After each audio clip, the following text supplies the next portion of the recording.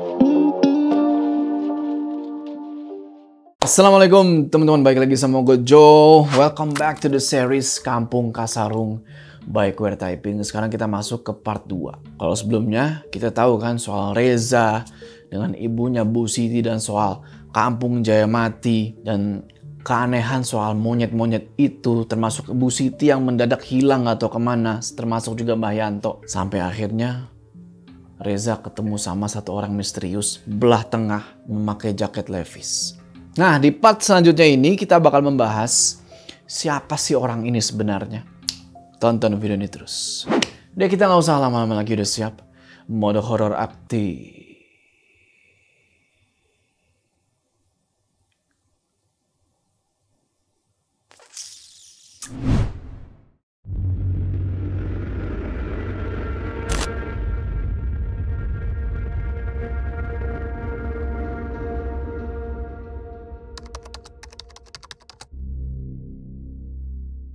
Mat, ini pesantren yang dimaksud Abah. Harusnya kamu betah. Kang, ini emang beneran pesantren? Terus, kamu pikir ini apa? Orang yang bernama Kang Mumuh ini terus ngajak si Ahmad buat masuk ke dalam pesantren itu. Dan gak lama masuk rumah panggung buat para santri udah mulai kelihatan. Walaupun kebanyakan santri lagi gak ada siang itu, tapi ada satu laki-laki pakai kopiah hitam yang buru-buru jalan nih ke arah Ahmad sama si Kang Mumuh. Ini adalah salah satu santri, namanya Bambang. Dan dia langsung nyambut kedatangannya si Ahmad sama Kang Mumuh. Kiai sudah pesan jauh-jauh hari kalau Kang Mumuh dan Kang Ahmad mau datang. Tapi kebetulan sudah sangat lama Kiai belum pulang. Tanggung jawab pengurus santri yang sisanya 35 orang sekarang, saya Kang, maaf. Mat, tempat ini ada di ujung barat. Kalau kamu pergi, ongkos yang akan kasih nggak akan cukup buat kamu sampai rumah. Lebih baik ikuti perintah Abah dan Umi ya. Paham? Kang Mumuh tahu adiknya ini bandel. Masuk pesantren juga karena dipaksa gitu kan. Makanya diingetin kayak gitu sama Kang Mumuh. Takutnya ini anak kabur. Dibilang kayak gitu, si Ahmad cuma diam aja. Sementara Kang Mumuh bilang ke Bambang, "Bang, titip adik Akang ya." Habis itu Kang Mumuh tepok pundaknya Ahmad, mau pamit pergi. Ahmad cium tuh tangan kakaknya. Terus Bambang anterin lah tuh si Kang Mumuh ke parkiran. Sambil kayak lagi ngobrolin sesuatu, cuma nggak tahu apa. Abis nganterin Kang Mumuh, Bambang balik lagi dan Ahmad langsung tanya, Maaf, sudah berapa lama Kiai Guntur pergi? Pertanyaan yang tidak akan pernah bisa saya jawab, Ahmad. 5 santri lain yang ada sekarang belajar mengaji dan semuanya dengan saya.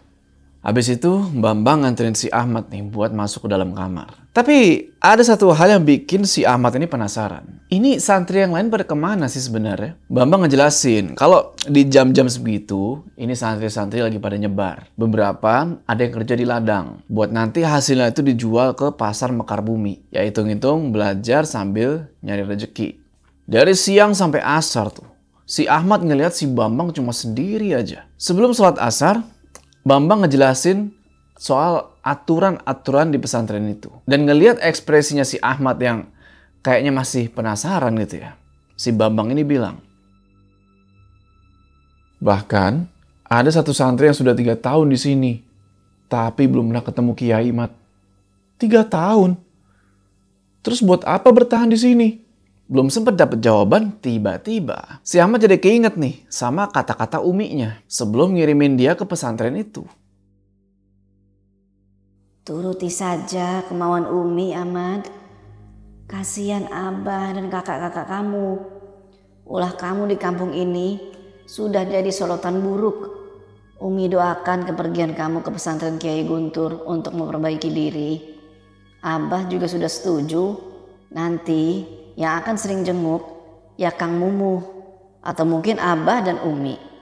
Sekalian silaturahmi ke sana. Kata-kata dari uminya itulah yang akhirnya ngebuat si Ahmad ini setuju buat pergi dari kampungnya dia tuh yang bernama Babakan Luhung dan dikirim ke pesantrennya Kiai Guntur. Karena uminya ini adalah orang yang selalu ngebelain si Ahmad lah, walaupun si Ahmad ini dalam keadaan salah. Tidak apa-apa kalau kamu mau tidur duluan, Mat. Kamu baru sampai. Nanti subuh saja kamu mulai mengaji. Istirahat saja dulu. Ya udahlah kan. Padahal dia belum sempat kenalan nih sama 5 santri lainnya. Tapi nggak bisa dipungkiri kalau dia emang capek secara habis perjalanan jauh. Ya udah jalanlah dia tuh ke kamarnya. Di dalam kamar, si Ahmad duduk di pinggir kasur tuh. Merenung aja dia begini nih. Tujuanku ke sini kan untuk ketemu Kiai. Umi suruh aku buat belajar banyak sama dia. Tapi ini ada yang udah 3 tahun belum ketemu sama Kiai. Terus ngapain aku di sini? Tas isi pakaian yang sebelumnya dia masukin tuh ke dalam lemari, di situ diambil lagi sama dia. Dia udah nggak pakai pertimbangan apa-apa lagi, dia memilih buat cabut dari pesantren itu. Dalam hati dia bilang, ya orang kiainya aja nggak ada, gimana mau belajar? Yang penting kan udah nurut datang ke pesantren itu. Ya udah dia pergi tuh dengan berbekal lokasi yang namanya itu Mekar Bumi, sebuah pasar yang dia pikir nantinya kalau dia sampai ke sana kan banyak orang tuh. Nah, dia bisa tanyain lah ke orang-orang di situ gimana caranya pulang. Jalan tuh di pinggir jalan kan, berharap ada kendaraan yang lewat nih. Secara dia mau numpang kalau ada yang lewat. Tapi ini kok sepi banget. Nggak ada satupun kendaraan yang lewat. Tapi terus tuh dia jalan. Nah, di sisi lain dia agak bingung juga. Kok si Bambang ini yang ada di pesantren itu nggak nyariin, nggak ngejar atau apa? Seakan-akan pasrah aja gitu si Ahmad ini cabut dari pesantren. Sampai tiba-tiba ada mobil lewat nih. Dan anehnya ini mobil bak gitu ya, mobil pengangkut sayur, berhenti nyamperin si Ahmad. Hei, mau kemana, Dek? Pasar Mekar Bumi. Boleh ikut di belakang, Kang? Naik. Untung aja masih selamat. Anak-anak jam segini kok di jalan. Ayo cepet naik. Malah bengong. Bisa jadi makanan kamu. Apalagi ini mau hujan. Maksud Bapak makanan setan? Mana ada setan makan manusia. Yang ada manusia dijadikan makanan setan oleh manusia. Itu baru ada. Ahmad agak bingung ngedenger itu. Tapi dia ketawa. Dia pernah ngedenger kata-kata itu sebelumnya. Dari abahnya, Bah Haman.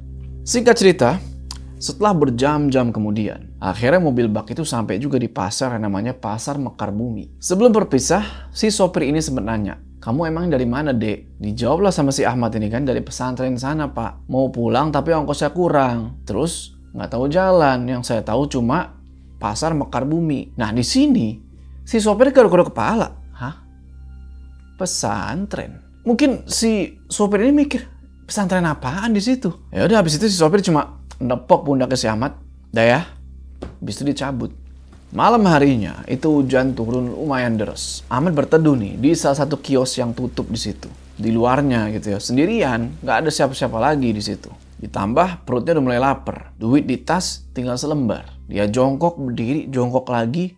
Tapi tetap aja itu perut masih keroncongan. Mana hujan nggak reda-reda, wah habis tuh kakinya kecipratan air. Berapa lama kemudian, Ahmad ngeliat nih ada mobil bak sayur. Persis sama kayak yang dia tumpangin sebelumnya. Berhenti nggak jauh nih dari tempat dia neduh. Di depan satu warung makan. Ya mungkin si sopir ini mau makan gitu kan, lapar juga dia. Nah nggak jauh dari mobil itu, ada satu orang laki-laki, brewokan, lagi jalan. Tapi yang bikin aneh adalah laki-laki ini diikutin sama monyet-monyet. Masuk ke warung makan yang sama. Ahmad sampai ngucek-ngucek matanya tuh buat mastiin. Emang di pasar itu ada tempat jualan monyet? Nah pas lagi terpaku ngeliat itu, tiba-tiba dari samping dia kedengeran suara. Tidak aneh. Orang kamu sudah lihat. Astagfirullah. Kek, sebentar kek. Ini pakai ini dingin. Badan kakek basah nanti. Wangi sekali ini. Ahmad bingung di situ. Ahmad ngasih kakek ini sarung. Terus si kakek ini bilang sarungnya wangi. Seinget si Ahmad, ini sarung udah 1 minggu nggak dicuci. Kena air pula, demek lah baunya harusnya ya. Apek.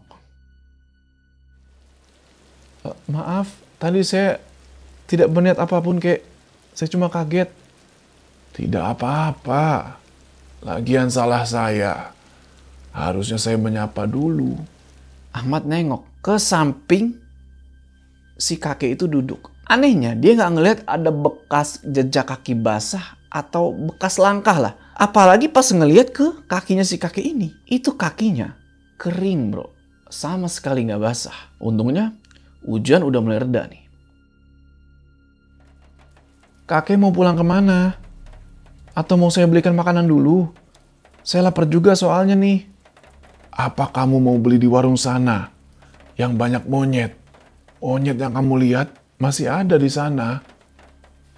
Enggak kek. Oh iya, saya Ahmad. Kakek siapa namanya? Tidak usah cium tangan. Tangan saya kotor dan bau. Nama saya Ki Gawir. Ya sudah, kamu makan di rumah saya saja. Tidak jauh kok dari sini. Mau?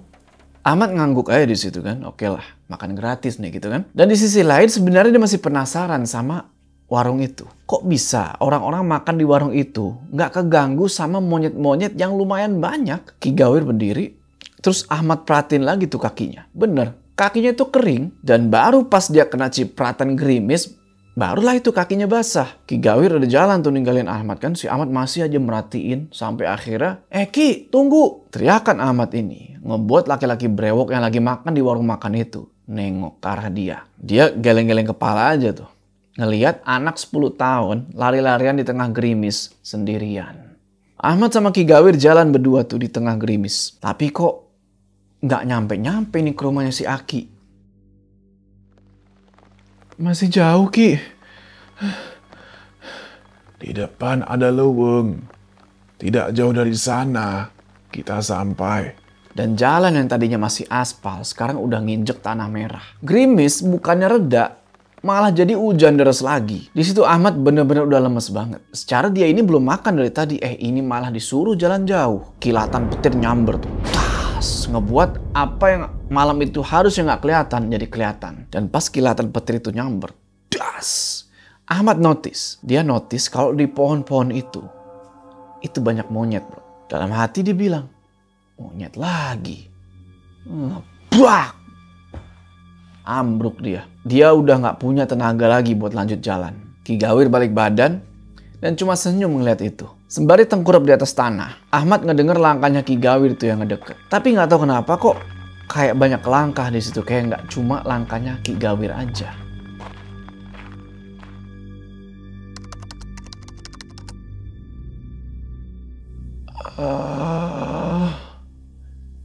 Sudah 4 hari kamu tidak bangun.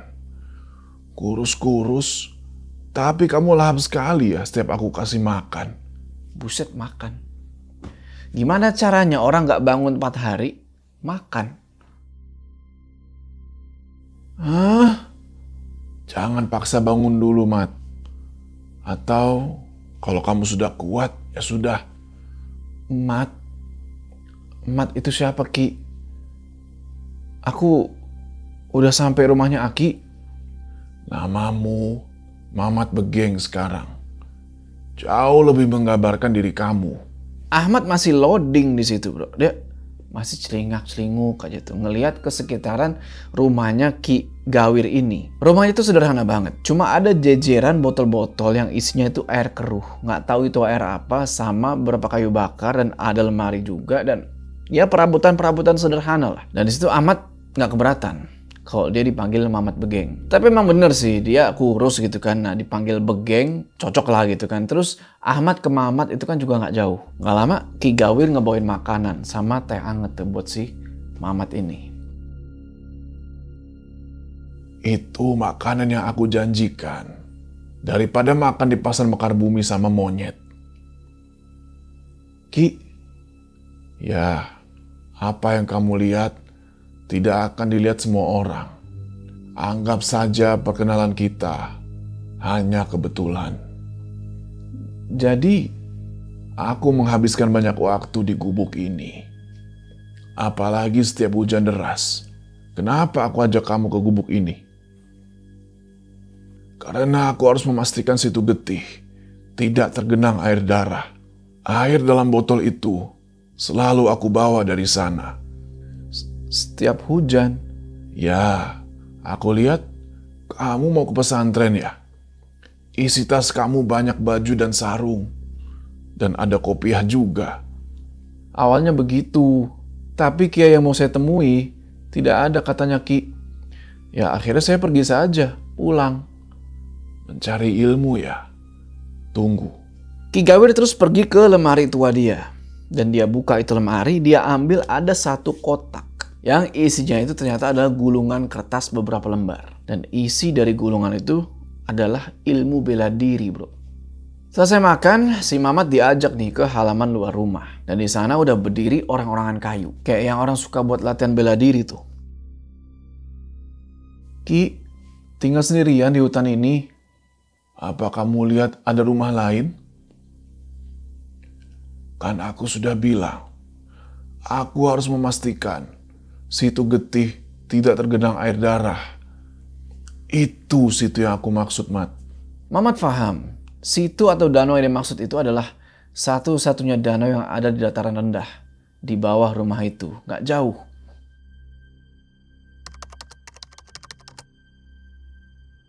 Ahmad, atau yang sekarang kita kenal sebagai Mamat Begeng, udah nggak mau pulang tuh ke kampung halamannya dia. Apalagi balik ke pesantren. Nggak pernah ada kabar juga tuh dari Abah sama Uminya. Hidup dia sekarang cuma ada di dua tempat. Kalau nggak di rumahnya Ki Gawir, ya di pasar Mekar Bumi. Di pasar, Mamat dapat kerjaan. Dia jadi kuli serabutan gitulah. Sementara di rumahnya Ki Gawir, dia habisin waktu buat latihan bela diri. Ki Gawir sendiri lebih suka menyendiri tuh di kamarnya di atas sejadah. Nah, waktu itu di halaman luar, Mamat Begeng sama Ki Gawir lagi duduk bersila tuh. Entahlah, mungkin lagi pada betapa semedi meditasi atau apalah nih. Musim hujan sebentar lagi, Ki. Sudah 1 tahun aku di sini. Tapi situ getih tidak pernah berubah seperti yang Aki ceritakan. Akan datang lebih cepat. 2 malam kemarin, monyet-monyet terdengar lebih berisik. Jadi bro, situ getih itu, atau danau, situ itu danau ya. Nah, ini danau nggak ada airnya. Jadi danau itu kering. Nah, abis ngomong kayak gitu, tiba-tiba Ki Gawir ini berdiri. Dan kayak orang yang buru-buru jalan nih ke dalam gubuk. Gak lama dia keluar lagi nih sambil ngebawa kotak kayu. Ukuran sedang gitu lah. Terus dia masukin ke dalam tasnya si Mamat. Ki Gawir bilang, kalau keadaan nanti jadi buruk, pergi. Mamat bingung lah, maksudnya apaan nih, tahu-tahu kalau keadaan jadi buruk emang mau terjadi apa? Sampai tiba-tiba petir tiba-tiba nyamber salah satu pohon yang ada di situ sampai pohon itu tumbang. Melihat itu, Ki Gawir bilang, malam ini hujan akan turun deras. Dan ingat, Mat, aku akan menyimpan setiap air hujan yang membasahi situ getih ke dalam botol. Kalau salah satunya berubah jadi merah, kamu harus pergi dari gubuk ini. Paham? tas sarung itu benar adanya, Ki. Tunggu saja di dalam. Jangan buka pintu, kecuali aku yang buka. Paham? Ki Gawir terus pergi sambil ngebawa 2 botol kosong yang sering juga si Mamat bawa tuh dari pasar. Gak lama, hujan turun deras. Ngeburuh angin, kilat. Wah, semuanya jadi satu tuh. Pokoknya Situasi Leuweung Situ Getih kacau lah. Dan dari celah dinding rumah, Mamat ngelihat si Ki Gawir ini berdiri sambil ngelihat ke arah situ. Singkat cerita, udah hampir 2 balikan nih Ki Gawir masuk ke dalam rumah, ngambil botol, ngambil air, dua bolak-balik tuh. Mamat yang kebingungan dalam hati bertanya-tanya, ini banyak amat. Secara itu botol-botol udah berderet. Habis naruh botol, Ki Gawir keluar lagi. Tapi di sini, baru aja dia keluar dan nutup pintu gubuk, tiba-tiba, blah! Itu kayak ada suara benda jatuh yang ngantem tanah kenceng banget. Dan ada orang yang teriak-teriak. Sudah aku bilang, Guntur. Aku akan kembali. Lihat apa yang aku bawa.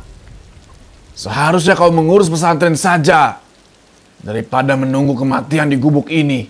Wahai Kiai. Dalam hati, Muhammad bertanya-tanya nih kan.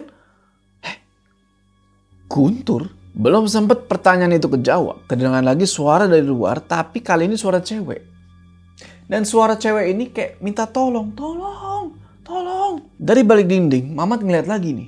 Siapa cewek ini kan? Dan di situ Mamat ngeliat ada seorang laki-laki brewokan, udah telanjang dada. Lagi megang kepala perempuan, yang kepala si perempuan ini ditutup pakai kain warna hitam. Mamat tahu betul laki-laki itu. Secara dia lihat laki-laki itu masuk ke dalam warung yang di pasar. Yang diikutin sama monyet. Terus si brewok ini pelan-pelan jalan. Ngedeketin Ki Gawir yang ternyata udah terkapar bro di atas tanah. Pergi! Tidak mungkin aku pergi. Aku sudah membawa apa yang harusnya aku bawa. Teriakan Ki Gawir itu bukan buat ngusir si brewok ini, tapi lebih ngasih isyarat ke si Mamat Begeng buat dia cabut dari situ. Si Mamat mundur nih pelan-pelan kan. Des, dek. Dia nengok gak sengaja, dia ngeliat botol-botol yang udah diisi air sama Ki Gawir itu. Yang tadinya airnya biasa gitu ya. Berubah sekarang jadi merah darah. Mamat buka pintu belakang gubuk itu pelan-pelan. Dan dia pergi dari situ ngikutin perintahnya Ki Gawir. Tapi Mamat ngedenger suaranya Ki Gawir nih teriak-teriak kesakitan dari depan gubuk. Yang pada akhirnya si Mamat ini gak bisa pergi gitu aja. Dia mau ngamatin Ki Gawir dari balik pohon. Si brewok itu mulai jalan ke arah Situ Getih sambil ngebawa anak perempuan itu. Dan malam itu kebukti. Situ Getih atau Danau Getih itu yang Mamat lihat sebelumnya gak pernah ada airnya. Sekarang udah mulai kelihatan airnya. Dan banyak banget gerombolan monyet-monyet di sekitaran.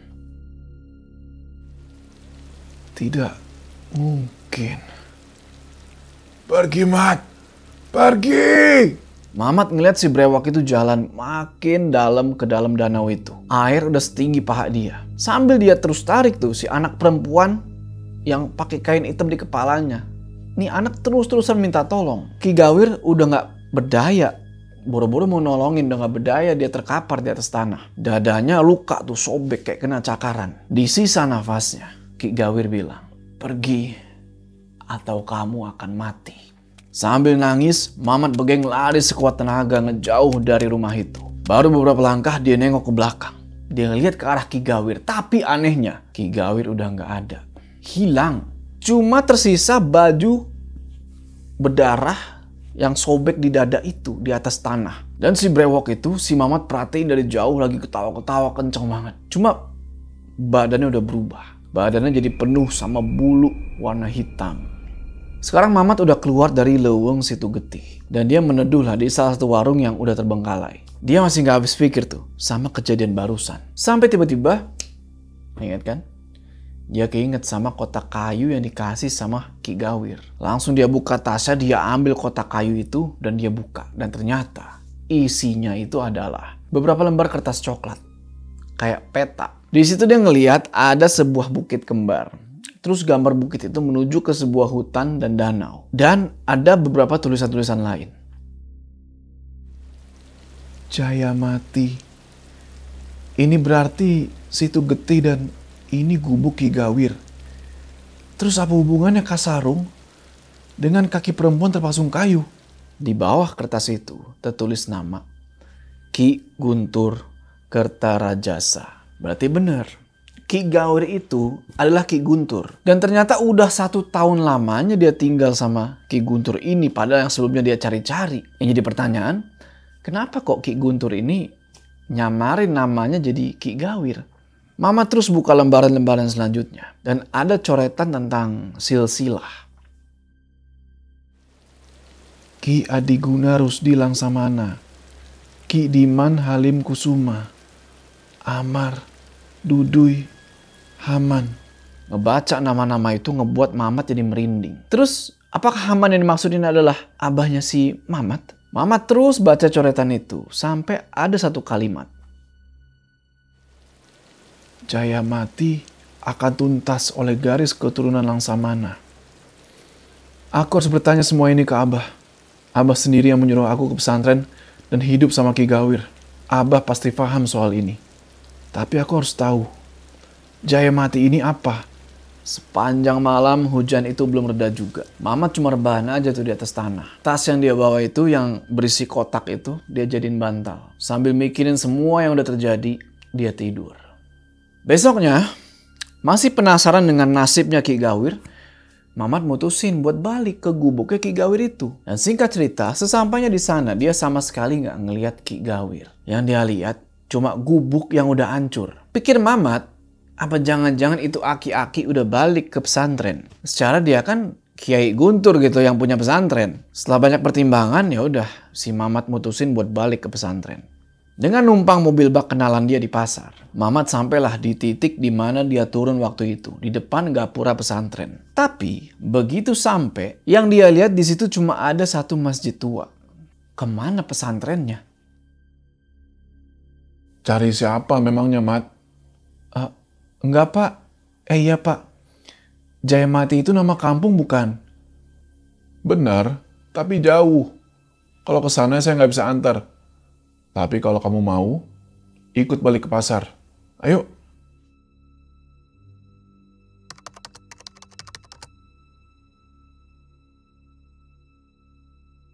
Mamat yakin kalau Eko Sumaryanto itu adalah sosok yang sama. Yang 15 tahun yang lalu Mamat lihat di depan rumah gubuknya Ki Guntur atau Ki Gawir itu. Yang ngebawa anak perempuan, si Brewok. Dan selama itu juga si Mamat belum pulang ke rumah. Dia gak bakal pulang sebelum dia ketemu lagi sama Ki Gawir yang dia yakini masih hidup. Mamat udah denger tuh soal kabar Bu Siti yang terpasung di desa Jayamati. Di mana dia punya anak yang namanya Reza.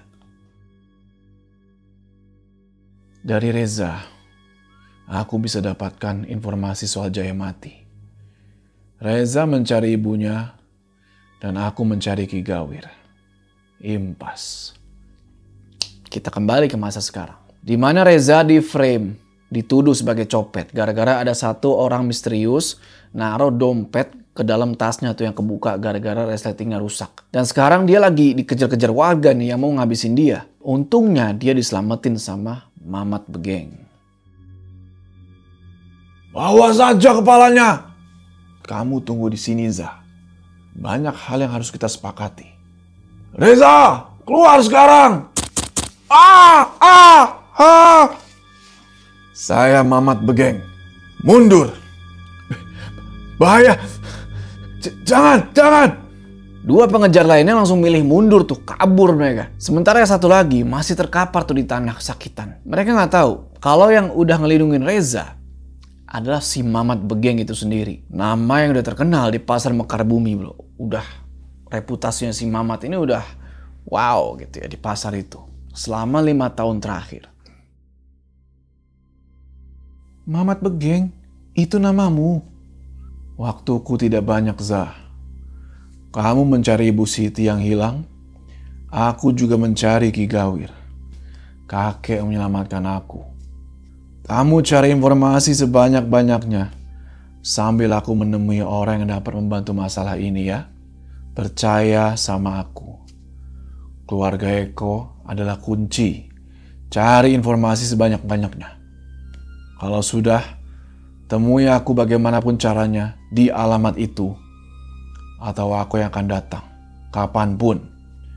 Itu pun kalau kau masih penasaran sama keberadaan Bu Siti.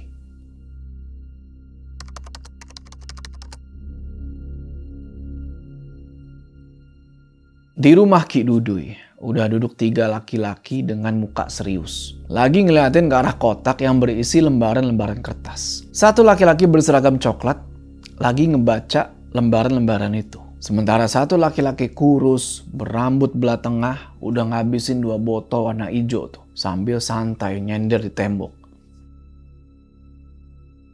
Ki Adi Guna Rusdi Langsamana. Jelas itu buyut kamu, Gam. Ki Diman Halim Kusuma. Nama kakekku. Amar, bapakmu, Bud. Dudui adalah kakekmu. Haman, sudah pasti nama bapakmu. Tapi Kertarajasa di sini apa maksudnya?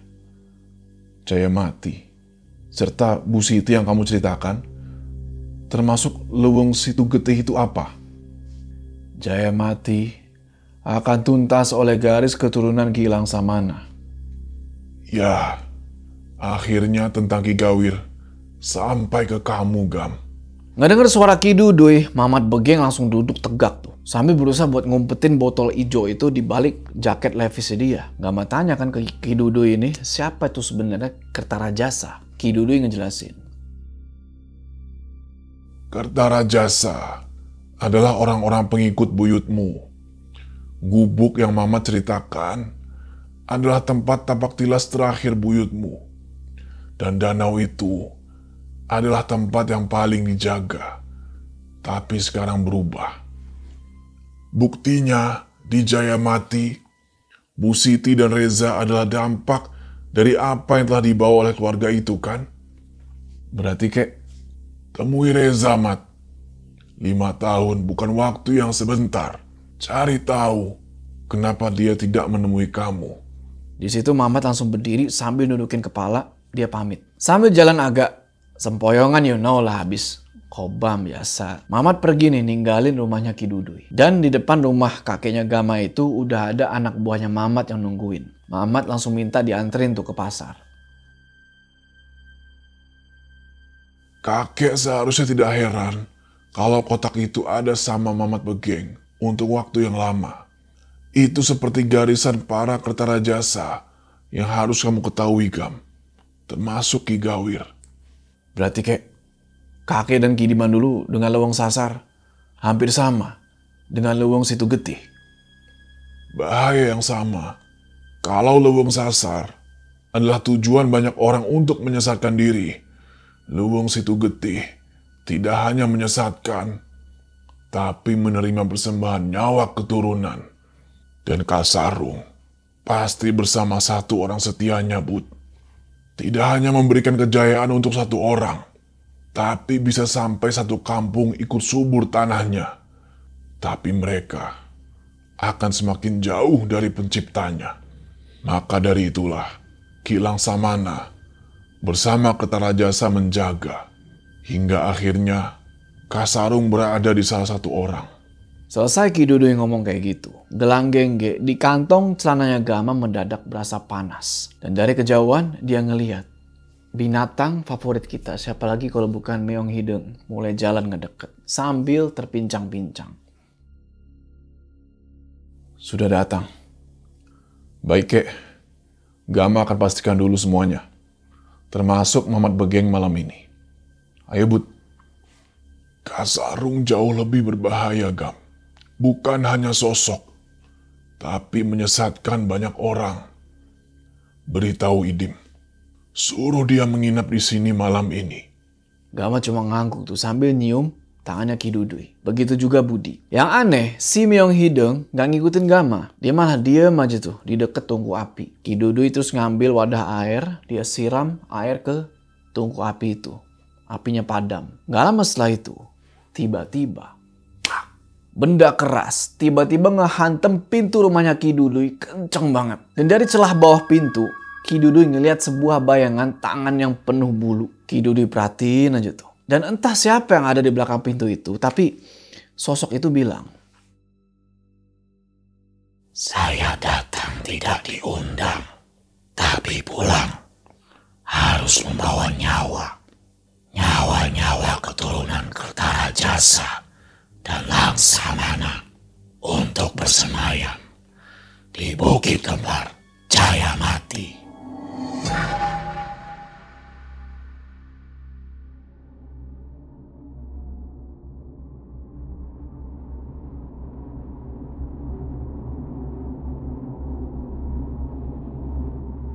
Cepat pergi.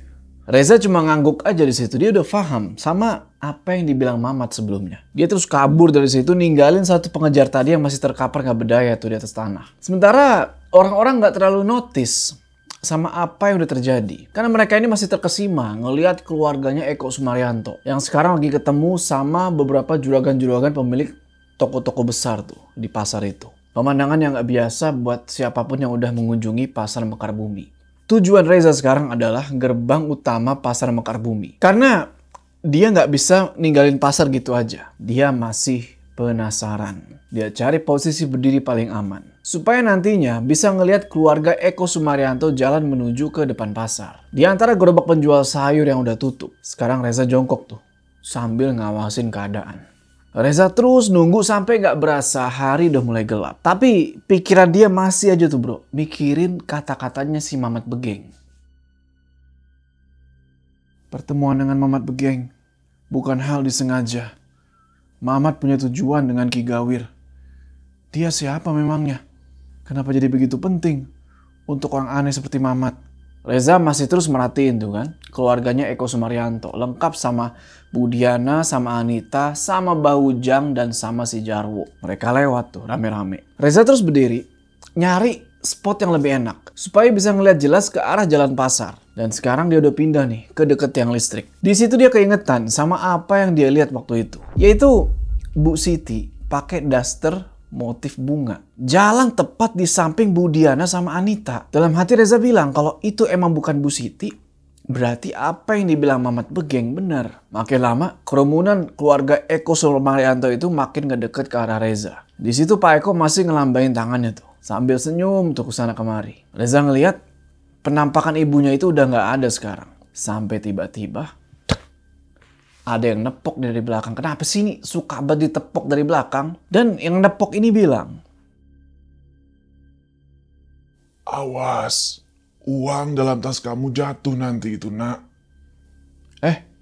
Begitu Reza nengok ke arah siapa yang nepok tadi, ternyata itu adalah seorang laki-laki tua. Rambut sama alisnya putih tuh ubanan semua. Pakai tas lempang dari karung lusuh. Reza jelas bingung dong. Emang ada uang di tas dia? Perasaan nggak ada karena udah diambil tadi sama si Mamat Begeng. Sementara kerumunan Pak Eko masih terus jalan tuh sambil nyawarin duit tuh ke sekitaran kan. Dan langsung dipungut-pungutin tuh sama para warga. Mungkin Mamat Begeng yang sudah taruh di situ. Tenang saja. Itu bukan uang dari dompet ibu yang kena copet barusan. Dari mana kakek tahu? Di situ si kakek misterius ini nggak langsung jawab. Dia cuma senyum sambil merhatiin tuh ke arah keluarganya Eko Sumaryanto. Mereka termasuk Mbah Ujang sama Jarwo masuk tuh ke dalam mobil. Dan gak lama mobil itu pergi ninggalin pasar Mekar Bumi. Saya melihat Mamat Begeng mengembalikan dompet ke si ibu. Dia juga pergi buru-buru. Dan saya juga lihat dia bersama kamu di gang penuh gerobak tua. Ada laki-laki yang terkapar dan kakinya berdarah kan? Bener kek, tapi ini uangnya banyak sekali. Belum sempet ngejawab pertanyaan Reza. Si kakek langsung tarik pundaknya Reza tuh. Kayak sengaja ngejatuhin diri dan bener aja. Itu bukan tanpa sebab. Ujang bilang anak itu masih ada di sekitaran pasar. Cepat cari. Bisa kayak mendadak kita kalau kita tangkap anak itu. Ternyata si kakek ini sengaja ngejatuhin badannya dia dan Reza buat ngumpet dari kejaran para warga itu. Sambil ngumpet, si kakek ini perhatiin tuh luka di belakang kupingnya Reza. Luka yang nggak biasa. Lebih baik malam ini kamu pergi, nak. Kakek kenal Mamat Begeng. Seluruh orang pasar Mekar Bumi tahu dengan nama itu. Orang-orang menyebut dia orang aneh tanpa perasaan. Kebiasaannya kelahi terus. Badan kurus, rambut belah tengah, tidak sebanding dengan dirinya. Baik kek, terima kasih. Ini uangnya kakek bawa aja. Aku harus pergi.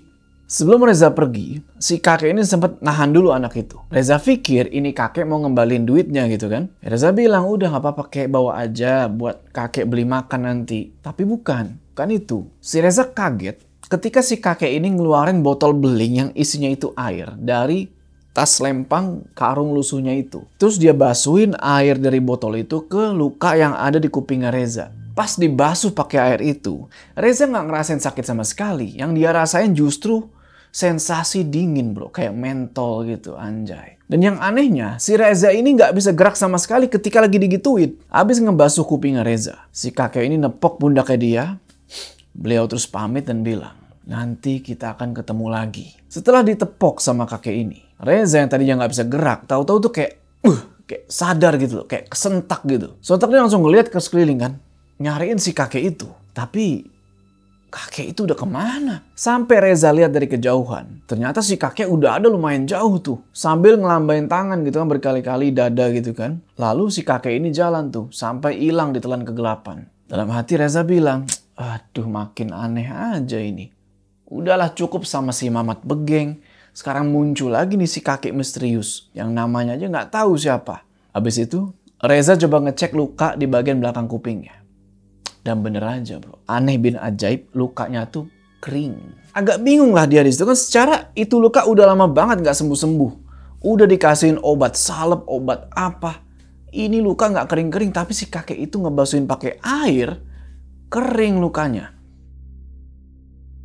Aku harus kembali ke Jayamati. Singkat cerita, Reza udah sampai lagi nih di kampung Jayamati. Dan besok adalah acara syukur bumi. Dia udah gak sabar pengen nyaksin itu. Sambil jalan, dari kejauhan Reza ngelihat ada dua orang yang lagi ngeronda malam itu. Sambil bakar singkong. Namanya itu Pak Karyo sama Pak Ganda. Reza samperin lah mereka. Loh, Za? Habis dari mana? Pasar pak, beli obat. Loh? Obat untuk siapa? Ibumu kan? Obat untuk saya, Pak. Pak Karyo sama Pak Ganda cuma diem aja di situ. Mereka langsung kasih Reza satu singkong bakar yang baru aja matang. Reza langsung makan tuh. Karena dia emang udah lumayan lapar gitu. Padahal itu masih panas tuh, baru matang banget. Nah, pas lagi makan singkong itu, Pak Ganda nanya lagi soal kabar pencarian Bu Siti dan Mbah Yanto. Reza cuma sambil makan, geleng-geleng kepala aja. Karena emang belum ada kabar apa-apa soal Bu Siti apalagi Mbah Yanto. Pak Ganda terus ngasih kabar kalau Pak Eko baru aja balik tuh ke rumahnya. Yang artinya besok acara besar di kampung Jayamati itu bakal dilaksanakan. Lagian kadang aku heran kan. Kenapa Bapak harus pergi 1 minggu ya sebelum acara syukur bumi? Bukannya itu sudah jadi kebiasaan dari 10 tahun lalu, Yo? Mungkin setelah acara syukur bumi, pencarian Ibu dan Mbah Yanto benar-benar akan dilakukan, Pak. Semoga ya. Kasihan juga. Tidak ada yang serius mencari mereka.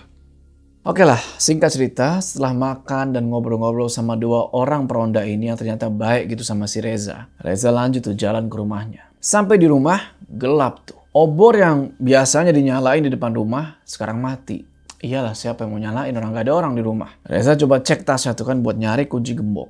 Pas lagi nyari-nyari, lah bukan kunci yang dia dapet tuh malah duit. Dia langsung keinget sama si kakek tadi, perasaan duitnya udah dibalikin ke si kakek. Kok malah balik lagi dan kapan masukinnya? Ya udahlah kan, Reza ambil tuh kunci, dia buka gembok, dia buka pintu. Di luar udah gelap, di dalam rumah lebih gelap lagi. Hal pertama yang mau dia lakuin adalah dia mesti nyari korek api yang biasa dia simpen di dekat kursi bambu. Nah, pas lagi nyari gitu, dia ini kayak nyium satu bau yang amis banget, menyengat parah.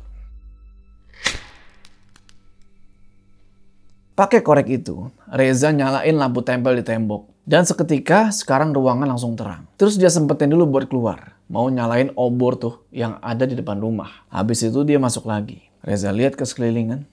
Duh, kok pasung kayunya ada di sana? Pasung kayu yang harusnya ada di bawah ranjang bambu ketika terakhir kali Reza rapiin, sekarang kok udah ada di tempatnya semula. tempat di mana Bu Siti itu dipasung. Pelan-pelan Reza ngedeket ke arah pasung itu. Sambil tahan nafas karena bau amisnya tuh parah banget. Dia perhatiin pasung kayu itu kan, dan ada bekas darah kental di lubang kakinya. Yang biasanya 2 lubang kaki itu ya kakinya Bu Siti. Tapi kan Bu Siti udah nggak ada. Kok bisa ada bekas darah yang kelihatan masih fresh? Reza coba pegang darah itu kan. Dan dia ngerasa aneh. Karena dia yakin betul ini bukan darah ibunya. Reza pasti tahu karena kan, bro, dia yang biasa bersihin pasungnya. Ini tuh jauh lebih kental darahnya. Reza perhatiin lagi ke sekitaran. Dan ternyata nggak cuma pasung kayu itu aja. Tali yang biasa buat ngiket tangannya Bu Siti, itu juga ada bekas darahnya. Dalam hati Reza bertanya-tanya, ini siapa yang udah terpasung di sini? Ini darahnya masih baru. Nah, gak lama tiba-tiba, brak! Itu angin dari luar kenceng banget. Sampai nutup pintu rumah itu, ngebuat Reza kaget setengah mati. Reza langsung berdiri dan coba ngecek keluar rumah. Dan pas dia lihat keluar rumah, obornya itu masih nyala. Harusnya kalau tadi emang ada angin sekenceng itu sampai bisa ngebanting pintu, ini obor mati. Kebingungan, si Reza masuk lagi tuh ke dalam rumah. Dan dia bersihin tuh pasung kayu yang ada darahnya tadi. Habis itu dia duduk di kursi bambu, tepat di sebelah pasung itu. Sambil bertanya-tanya, Pak Eko, sesuai kata Mamat Begeng, aku harus cari info sebanyak-banyaknya. Dan aneh, kenapa nama Pak Eko yang Mamat Begeng sebut? Reza rebahan tuh sambil terus mikirin hal itu dan gak terasa dia ketiduran. Yang Reza gak tahu, ketika dia tidur, 2 obor di depan rumahnya dia mati. Bersama dengan itu, pasung kayu yang tadinya udah dia bersihin, baru aja dia bersihin, sekarang ada lagi darah di lubang kakinya. Juga tali yang buat ngiket tangannya Bu Siti tiba-tiba bergerak sendiri dan kelihatan jelas dari cahaya lampu tempel. Ada bayangan perempuan dengan tangan berbulu. Perempuan itu ngedeket ke arah Reza yang lagi tidur. Diusap-usap kepalanya. Kakinya kelihatan terluka tuh. Sobek yang lumayan dalam. Zah, ini ibu. Pagi harinya, gak biasanya itu Reza belum bangun. Masih tidur dia. Suara langkah warga kampung yang sibuk warawiri. Ada yang ngebawa gerobak beras, gerobak isinya buah-buahan, makanan segala macem. Nah, karena berisik itu akhirnya si Reza ini kebangun. Di situ dia sambil kayak, dia agak keheranan. Tumben dia tidur selelap itu. Habis itu dia bangkit dari kursi bambu itu. Dan baru aja kakinya mau nginjek lantai tanah, mau nyari sendal gitu ya, dia kok dia ngerasain kayak ada cairan di lantai tanah itu. Sontak dia lihat ke bawah kan. Ternyata itu bukan cairan biasa. Ini cairan kelihatan kayak darah. Ketika Reza lihat lagi ke arah pasung kayu, darah yang semalam udah dia bersihin, ada lagi. Reza langsung maksain diri buat berdiri. Dia ambil lap buat ngebersihin lagi darah itu. Cuma anehnya, dengan darah di mana-mana, dia itu nggak nyium bau amis sama sekali. Dalam hati Reza penasaran, ini darah siapa sih sebenarnya? Ada mulu. Habis ngebersihin darah-darah itu, Reza keluar rumah. Dan dia lihat obor tuh udah mati. Sesuatu yang janggal buat Reza. Karena biasanya Reza tuh yang matiin setiap pagi. Kecuali kalau emang ada angin kenceng yang bener-bener kenceng. Bisa sampai matiin obor. Dari kejauhan, Reza ngeliat tuh gerobak yang bawa makanan sebentar lagi lewat di depan rumahnya. Ngeliat itu perutnya bunyi bro. Lapar dia. Kebayang dia bakal makan makanan itu. Karena harusnya makanan itu emang bakal dibagi-bagiin ke warga-warga di hari syukur bumi. Tapi salah satu dari 4 orang yang mengiringi gerobak ini bilang, lurus, jangan berhenti, lewatin aja rumahnya Siti. Di situ Reza jadi bingung, kenapa dilewatin? Padahal abis dari rumahnya Reza, gerobak itu berhenti di depan rumah. Yang bahkan rumah itu lagi nggak ada orang sama sekali. Aneh, semenjak Ibu dan Mbah Yanto hilang, tingkah warga kampung kepada aku jadi berubah.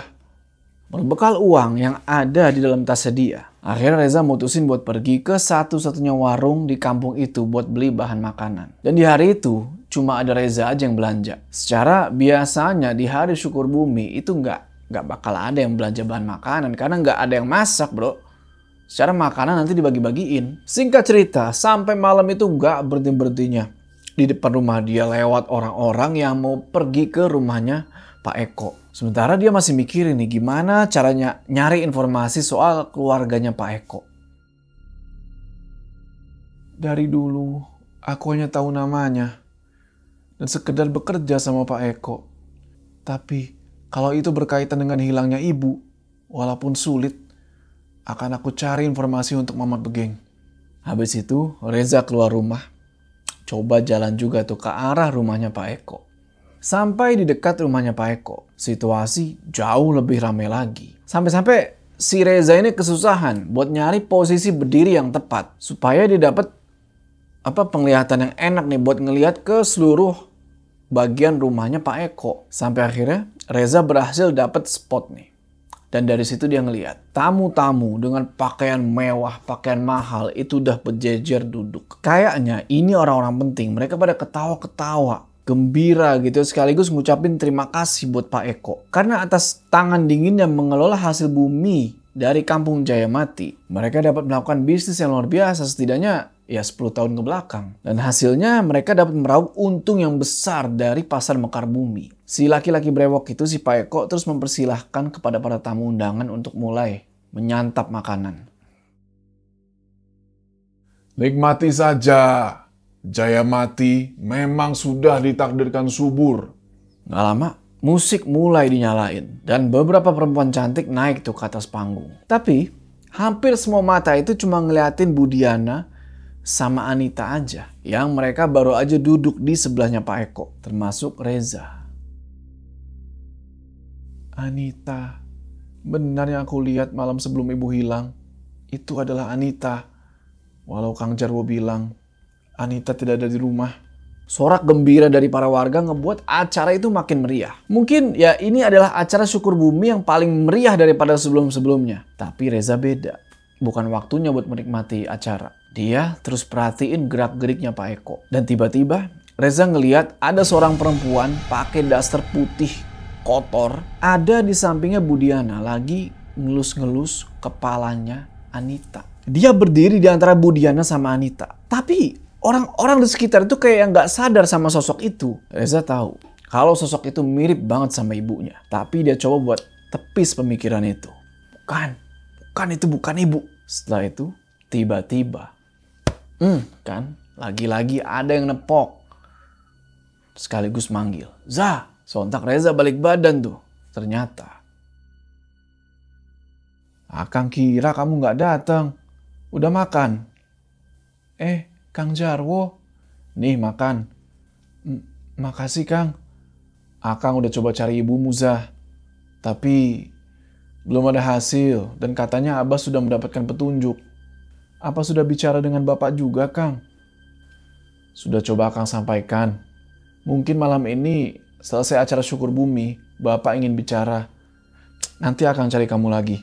Habis itu Jarwo langsung pergi. Karena dia ngelihat temennya itu udah manggil-manggilin. Ngingetin kalau Budiana manggil. Wah, dipanggil ibu negara gitu kan. Reza ngelihat si Jarwo langsung buru-buru tuh. Pergi ke arah Budiana. Yang dimana di situ ada Mbah Ujang yang lagi ngomong sama Pak Eko. Di sisi lain, Reza ini ngerasa heran bukan main ngelihat kelakuan para warga kampung yang semakin lama tuh semakin kayak nggak terkendali. Yang awalnya muka mereka merah, mungkin mereka habis minum-minum gitu kan. Nah sekarang bukan lagi merah, tapi Reza ngelihatnya kok pelan-pelan berubah jadi hitam. Dan gerakan tubuhnya itu kayak monyet. Reza balik lagi ngelihat ke arah tempat duduknya Pak Eko. Dimana Pak Eko baru aja selesai tuh ngomong sama Pak Ujang. Disusul sama Jarwo yang nyamperin Budiana. Habis itu Reza ngeliat Mbah Ujang kayak yang buru-buru jalan ke arah pintu dapur. Di situ Reza penasaran. Dan dia langsung coba buat ganti posisi baru nih. Supaya dia bisa ngeliat ke arah samping rumah itu. Ke arah pintu dapur. Yang dimana di bagian samping rumah itu, di depan pintu dapur, itu nggak ada orang sama sekali. Nggak lama, Mbah Ujang keluar lagi dari pintu dapur itu. Sambil ngebawa wadah rotan. Reza langsung ngumpet tuh di balik salah satu tanaman yang besar. Reza agak kesulitan ngelihat apa sebenarnya isi wadah tampah itu. Tapi yang jelas, Mbah Ujang ini kelihatan kayak buru-buru banget nih. Kayak ada sesuatu yang dia lupa kerjain. Habis itu, Mbah Ujang naburin sesuatu ke tungku. Sampai tungku itu ngeluarin asap putih yang lumayan tebal. Mbah Ujang terus lakuin itu sampai pelan-pelan asapnya itu mulai ngarah ke arah gudang yang pintunya ditutup. Setelah itu, Mbah Ujang masuk ke dalam gudang itu, terus dia tutup lagi pintunya rapet-rapet. Di sini, nggak tahu apa yang dilakuin Mbah Ujang di dalam sana. Sementara musik disetel makin kencang. Dan sorakan semakin ramai ketika Pak Eko ngasih sambutan di atas panggung.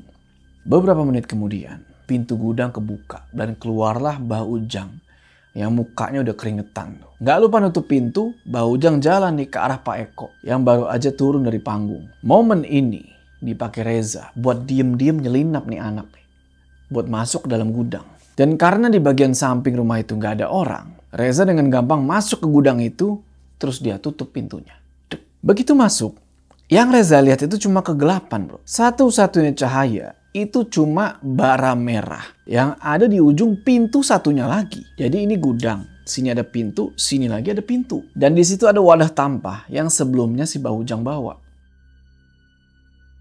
Pintu dan bau amis darah yang sama seperti di rumah.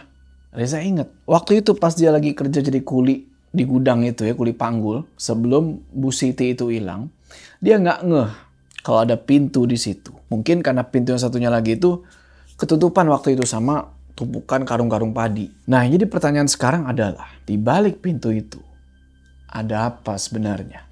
Di dalam gudang itu, selain nyium bau amis, Reza ini juga ngedenger suara monyet. Tapi ketika dilihat ke sekeliling, gak ada monyet bro. Nah, baru aja dia mau jalan ke pintu itu, tiba-tiba dari belakang kedengeran pintu gudang kebuka. Dan tengkuk Reza dipukul sama seseorang dari belakang. Sampai dia jatuh ke tanah. Disusul sama buak beberapa kali tendangan. Reza langsung minta ampun situ. Ampun. Sampai entah siapapun yang udah mukulin dia di situ. Ngejambak rambutnya Reza kenceng banget dijambak begini. Dan dia bilang,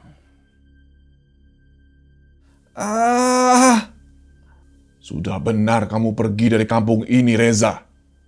Kenapa kamu kembali dan ingin sekali mencampuri urusan Bapak? Bah, jangan. Saya bilang, kamu pergi dari kampung Jayamati, atau aku sendiri yang akan menghabisi kamu.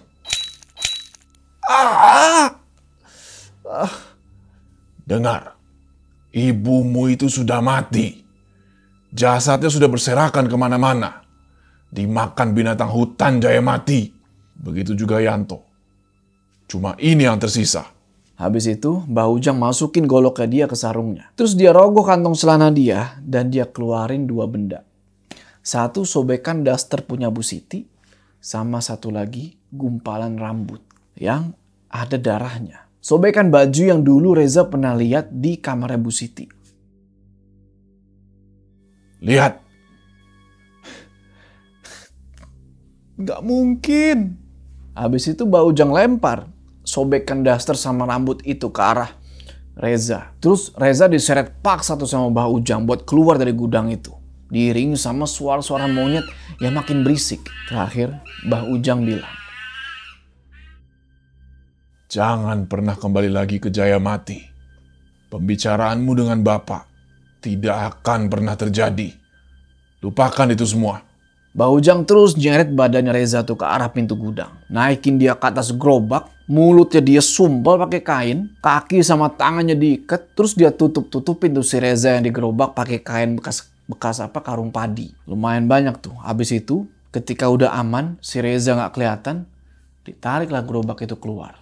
Di luar, beberapa warga yang kebetulan ngelihat itu nawarin buat ngebantuin Mbah Ujang, tapi Mbah Ujang nolak, bilang supaya mereka ini udah balik aja ke acara. Mbah Ujang terus tarik gerobak itu, ngelewatin para warga kampung yang lagi pada kobam, pada teler, sambil pandangan tetap ke depan. Mbah Ujang bilang, Jangan bergerak, atau kamu sampai ke rumah gubuk kamu tanpa nyawa. Singkat cerita, Mbah Ujang tarik gerobaknya itu sampai ke depan rumahnya Reza. Keadaan sepi di situ, nggak ada orang. Mbah Ujang lepasin tuh tali yang ngiket tangan sama kakinya Reza, tapi mulutnya tetap disumpel. Tangan Reza di situ masih ngepel, megang sobekan daster Bu Siti sama gumpalan rambut. Mbah Ujang teriak abis itu, cepat masuk. Sambil sempoyongan karena abis digebugin, Reza jalan masuk tuh ke dalam rumahnya dia. Diliatin terus tuh sama si Bahujang kan. Mastiin kalau nih anak gak macem-macem lagi. Tapi baru sebentar berdiri dan jalan, si Reza ambruk tuh bro. Jatuh ke tanah. Dia udah gak ada tenaga lagi. Badannya udah sakit. Apalagi dadanya tuh yang udah dibeset sama si Bahujang. Dia cuma bisa merangkak tuh sampai ke depan pintu rumahnya. Pergi dan jangan pernah kembali ke kampung Jayamati. Kecuali kamu mau mati. Reza udah gak bisa ngomong apa-apa lagi. Selalu laki-laki. Sampai dia akhirnya masuk ke dalam rumahnya itu. Yang terus pintunya dibanting tuh sama Bahujang. Susah payah Reza maksain badannya supaya naik ke atas kursi bambu. Darah udah keluar semua tuh dari mulut, dari hidung. Dan yang paling parah dari dadanya dia itu. Goresan panjang banget. Di atas kursi bambu itu, Reza cuma bisa ngeliatin sobekan daster itu sama gumpalan rambut. Sambil kebayang sama kata-katanya Bahujang di gudang tadi. Tiba-tiba, trak, pasung kayu itu tiba-tiba gerak sendiri. Ngebuat Reza langsung nengok. Dan di situ ada pemandangan yang benar-benar aneh. Di sekeliling pasung kayu itu, ada gumpalan rambut juga. Rambut yang sama kayak yang ada di tangannya Reza. Reza paksain lagi badannya buat gerak. Tapi dia malah jatuh dari atas kursi bambu. Terkapar di atas tanah. Dia udah gak mampu lagi tuh buat berdiri. Dia cuma bisa ngeliatin gumpalan rambut itu yang ada di dekat pasung kayu. Gak lama dari luar, gak tahu gimana ceritanya, tiba-tiba itu kedengeran suara para warga teriak-teriak. Dan mereka kedengerannya kayak lagi jalan ngarah ke rumahnya Reza. Jangan dibakar. Ingat, lempar saja makanan. Jangan ada yang lempar api. Beberapa makanan dilemparin tuh sama para warga ke arah rumahnya Reza. Tapi nggak cuma makanan doang tuh dilempar.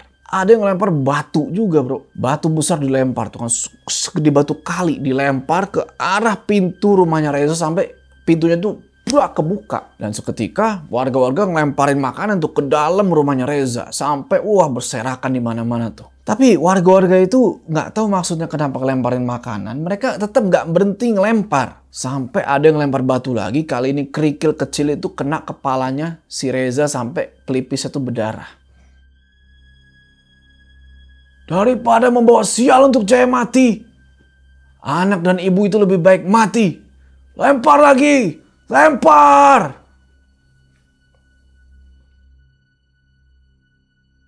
Beberapa jam setelah itu, pagi harinya, di sekitaran rumahnya Reza itu udah berserakan makanan, buah-buahan, sampai batu. Warga-warga yang ngelempar-lemparin semalam udah gak tahu pada kemana. Tapi ada satu orang misterius di depan pintu rumahnya Reza. Bukan salahmu, nak. Garis takdir dari Maha Pencipta memang selalu banyak kejutan. Hidup dan mati hanya berada di garis kuasanya. Terkadang kita dibuat sakit dulu sebelum sembuh. Dibuat terluka untuk menjadi kuat.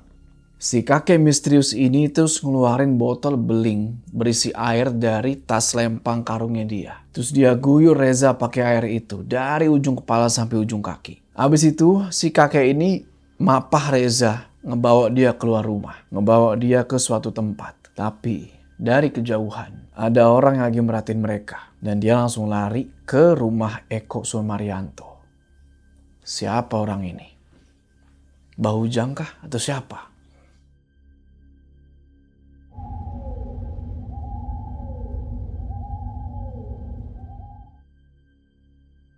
Menunggu Mamat Begeng mungkin pilihan terbaik untuk menemui Reza ya, Bud.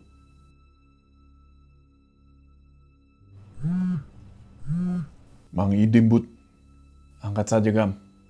Gama sama Budi pinggirin tuh motor di samping jalan. Dan mau baru ngangkat itu telepon, tiba-tiba Gama ngerasain gelang gengge yang dia kantongin itu panas. Terus dari arah depan tiba-tiba muncul si Meong Hideng. Lari terpincang-pincang ke arah Gama. Budi langsung nundukin kepala di situ. Dia paham kalau si Meong Hideng datang kali ini, itu tandanya ada bahaya. Gama angkat telepon dari Mang Idim itu. Gam, cepat kembali ke rumah kakek sekarang.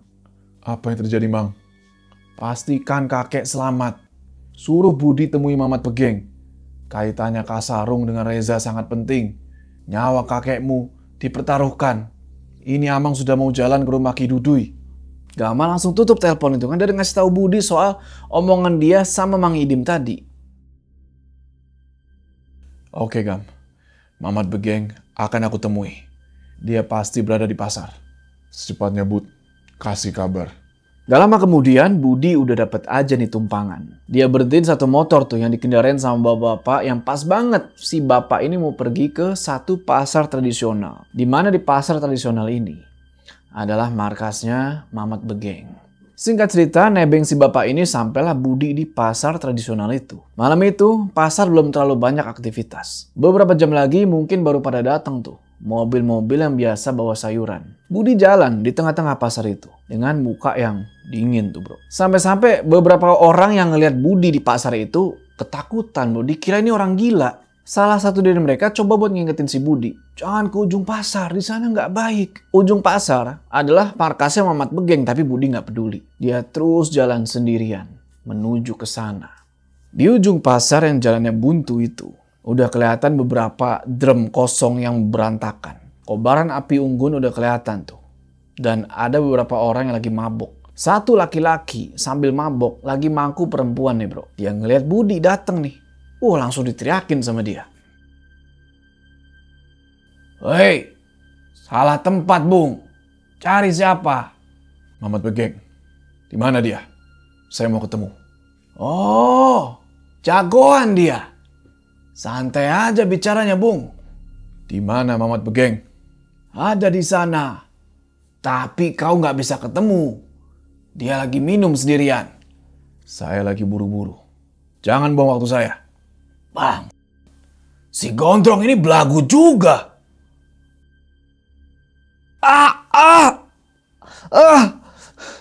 Yang sopan kau kalau bicara.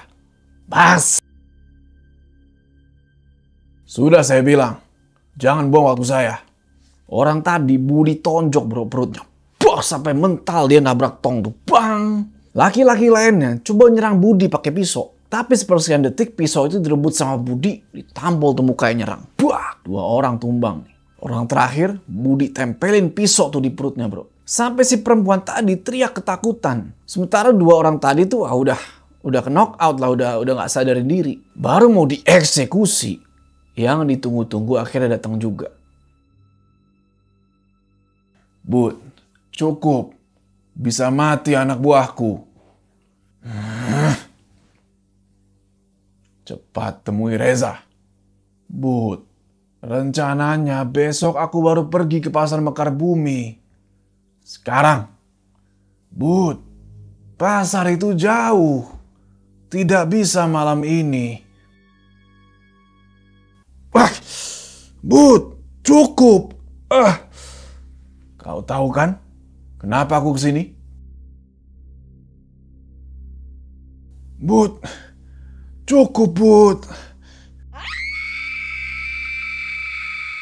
Kau tahu Ki Dudui dalam bahaya setelah kotak yang kau bawa. Nyawamu di tanganku tidak berharga Ahmad dibanding Ki Dudui. Mamat! Reza! Di situ Mamat Begeng gak percaya bro. Setelah 5 tahun, dia baru ketemu lagi sama Reza. Dan pas banget ketemunya tuh di saat-saat genting. Reza lari ngelewatin perempuan yang ketakutan tadi tuh. Tapi tiba-tiba si Budi ini teriak. Woi Reza, awas! Perempuan yang tadinya jongkok ketakutan gitu. Kayak gini gitu kan. Tiba-tiba berdiri begini. Matanya udah hitam semua. Dia ambil pisau yang tadi dilempar sama Budi. Dan...